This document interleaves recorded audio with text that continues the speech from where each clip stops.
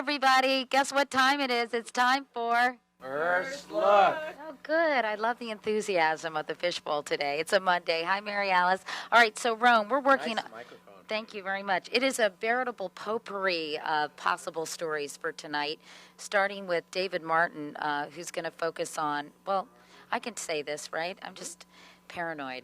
Where he's going to focus on this Iran, Syria, Iraq regional conference, as well as sort of the new philosophy for victory in Iraq. Yeah? I think it... Oh, suddenly I turned Yeah. Scandinavian. Oh, Yeah. yeah. Sven? Yes, Ingrid. That's right. That's not a good Scandinavian accent, is it? Oh, no. No. I think the question that everybody asks now, partly because of the election, partly because everybody knows the Baker Commission is working, partly because the president has launched 2 internal reviews of our Iraq policy, one strictly at the Pentagon and one more broadly throughout the administration.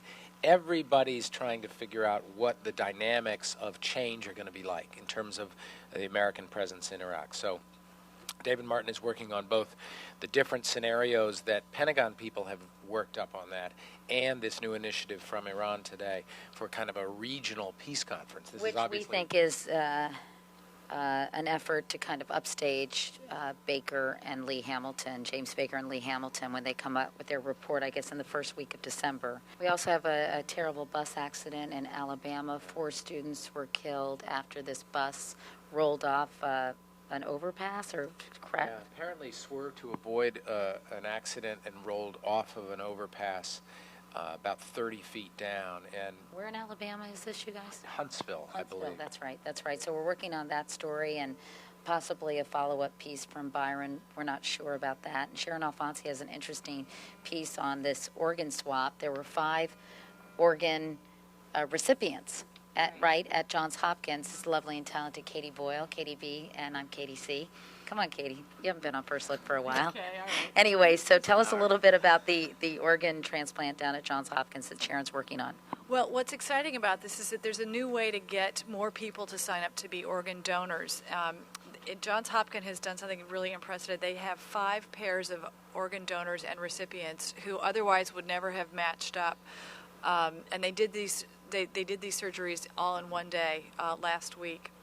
These are people who said, I need a kidney. I have a family member who's willing to donate a kidney, but it's not a good kidney for me. So they hooked up with other people, other families in a similar circumstance, so the hospital could mix and match and make sure everybody got the right kidney for them. So it's kind of an organ regifting program, if you will. It is, and it's a way for those families who have a family member who will give a kidney to get them moved up higher on the organ donation list, which is a big problem in this country. I was thinking would be good. What would you guys go be bone marrow donors around Christmas time? Like we could get a whole big group, and we could all donate blood, and that would be our Christmas gift. Yes. Yeah, we learned that it's not really painful. I was going to do it in my previous job, but I heard it was quite painful and dangerous. Not dangerous, but a little dangerous. And now it's just like giving blood. So I was thinking, why don't we get a group of 20 of us, and we'll go and donate, and that'll be a Christmas gift to strangers that will hopefully help people.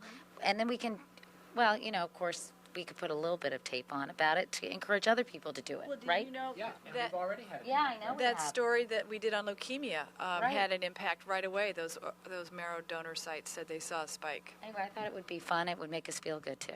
All right, so that... And we're giving series starting. Right. We're starting a 3-part series, and we're talking about a giving circle, which is a kind of a unique microcosmic way of giving charitable donations, right? I think it's a model where people who might not have a huge amount that they're able to give individually pool their resources and their charitable giving so that their collective gift can have more bang for the buck than if they gave $100. 100 people get together and you come up with whatever that is, 10,000, and you can actually have a greater impact. A lot of the thing is in this series, which we're calling Giving Back, is about... Oh, what a unique title. Oh, go ahead. Yeah. I thought we could call There's a little it history here. the Giving Tree, but I hated the book, The Giving Tree, because that was kid, Shel Silverstein, right? I know, I love Shel Silverstein. I love Light in the Attic. I love his poems, but I found The Giving Tree, I found it depressing because that man a boy who became a man, he just wanted more and more and more. The tree could never do enough for him. And I was like, I hated that book. Why is that book so popular, you think?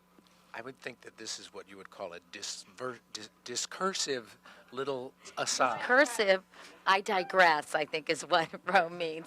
But anyway, all right, so we'll talk about the Giving Tree, because Shel Silverstein died. I always wanted to profile him, and I think he's so great, but that book bugged me.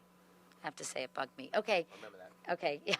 Anyway, that's it on today's edition of First Look. Bye. You got to wave, Rome, more enthusiastically. See ya. Bye.